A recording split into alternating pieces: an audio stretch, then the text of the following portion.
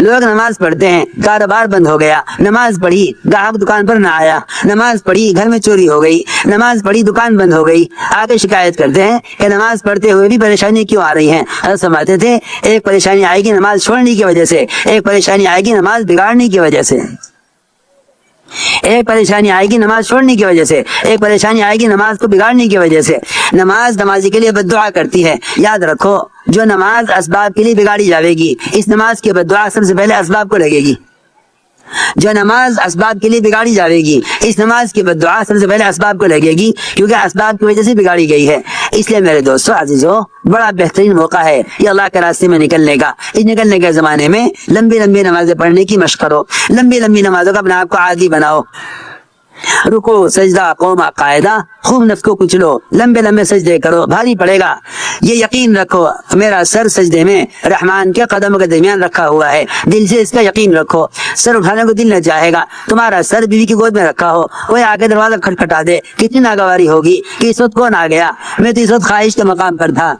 اگر یقین کرو کہ میرا سر رحمان کے قدموں کے درمیان رکھا ہوا ہے، ابن رواحہ رضی اللہ تعالیٰ عنہ بیوی کی گود میں سر رکھے ہوئے جہنم کے پل کو یاد کر کے رو رہے۔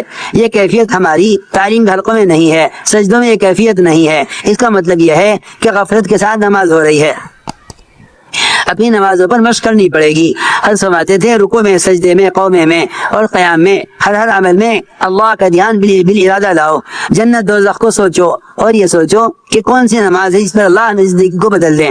اس طرح اپنی نمازوں میں کمال پیدا کرو۔ پورا مجمع اس کا عزم کرے کہ ہم علماء کی صحبت سے اور ان سے پوچھ کر اپنی نمازوں کو درست کریں گے۔ ائمہ مساجد کو چاہیے اپنے مسلموں کی نماز کی خود نگرانی کریں، یہی سنت ہے۔ ہر امام کے ذمہ لازم ہے حضور اکرم صلی اللہ علیہ وسلم کے مصلی پر ہونے کی وجہ سے کہ وہ اپنی مسجد کے مقتدیوں کی نماز کو درست کرے۔ نماز کی تعلیم مسجدوں سے ائمہ بذات خود دیا کریں۔ یہ طریقہ مت رائج کرو کہ کتاب سے دیکھ کر سیکھ لو، یہ طریقہ مت رائج کرو کہ کتاب سے دیکھ کر سیکھ لو۔ کتاب سے دیکھ کر عمل نہیں آ سکتا، علم آ سکتا ہے، عمل کرنے والوں کو دیکھ کر ہی عمل آئے گا۔ یہ طریقہ مسنون طریقہ ہے کہ علماء کی صحبت سے ہر عمل کو سیکھو، یہی مسنون طریقہ ہے۔ کتابوں سے علم کا لینا دور صحابہ کا معمول نہیں ہے، یہ بہت بعد کی چیز ہے۔ اسی یہی وجہ ہے کہ ہر آدمی اپنے عمل میں چوک رہا ہے کہ اس کو عملی دین نہیں ملا۔ اس لیے تاکید کر رہا ہوں کہ تم جس عمل کو کتاب میں دیکھ بھی لو، اس کی آ کر کسی عالم کی صحبت میں درستگی کرا لو۔ اس کا سب سے بہترین اور آسان طریقہ مسجد کی سطح پر عملی مشق کرانے کا ہے۔ آپ دیکھتے نہیں ان فوجیوں کو تربیت کرائی جاتی ہے، ان کو ٹریننگ دی جاتی ہے، کیسے کیسے مشقتوں سے گزارا جاتا ہے۔ جب تک اس پوری کورس کو نہیں کر لیتے فوج میں داخلہ نہیں ہوتا، جب تک ان سے مشقیں کرا کر ان سے جو ہے ان کا امتحان نہیں ہو جاتا تو کوئی فوجی بھرتی نہیں ہوتا۔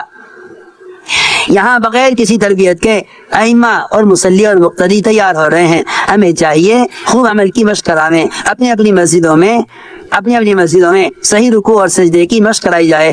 ہر مسجد کا معمول ہو یہ کہ مسجد آنے والے مقتدیوں کو صحیح رکوع کی اور صحیح قاعدے کی اور صحیح جلسے کی تعلیم دی جائے عملی طور پر۔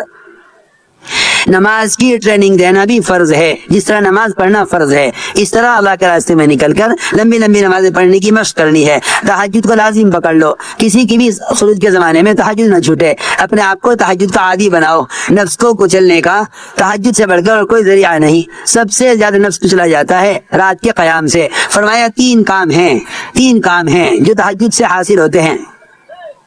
ایک تو رات کے قیام سے نفس کچلا جائے گا، کیونکہ گناہ جتنے بھی ہوتے ہیں وہ نفس کے تقاضے سے ہوتے ہیں۔ فرمایا قرآن میں اشد وطا کہ سب سے زیادہ نفس کو کچلنے والا عمل اور رات کا قیام اور تہجد ہے۔